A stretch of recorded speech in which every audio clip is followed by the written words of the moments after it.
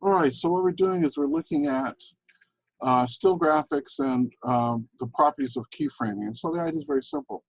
If I just wanted to move one of these things and have it static, I don't need to set a keyframe. Keyframe is a very old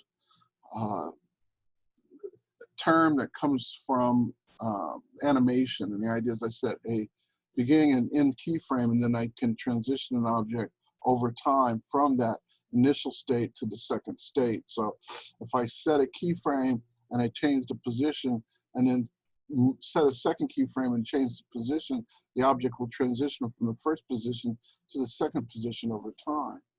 So let's look at how this will work together. Let's turn this on. Let's go back into Premiere. I've got the second video clip, and what I'm going to do is I'm going to drag it to the beginning of the timeline, and I can use the editor here over on the left, or I can click and drag on my object.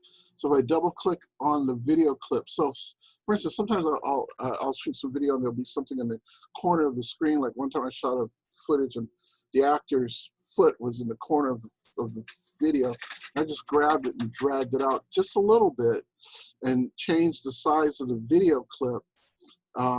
If you don't want to change it too much because it'll get blurry. I just grabbed it and dragged it out just a little bit and changed the composition. So that's, and then after you do that, you actually can slide it over a little bit too. I've done that before too.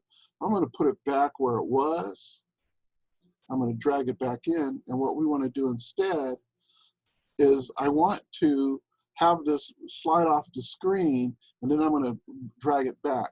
So I'm going to click and set the position of the object. And so I've set the initial position as it is on the screen. Then I'm going to drag it to about the midpoint. Then I'm going to double click on the object and drag it off to the right. And you'll see that there's a little animation handle there. And I've successfully moved this object off screen. So if I drag it, you'll see I'm dragging it off screen. So now I'm going to drag it to the very end. And it's hard to grab from here, but if I go to my position, I can see that the first one is left, right, and the second one is up, down. So it's X and Y. So if I go to that X axis and I just click and drag to the right, I'm sorry, to the left along there and drag it back, I can reposition it back into its original position. And now when I play it, it's going to slide off and on screen. All right, let's stop there, and we're going to do another little motion graphic type of edit with in a minute.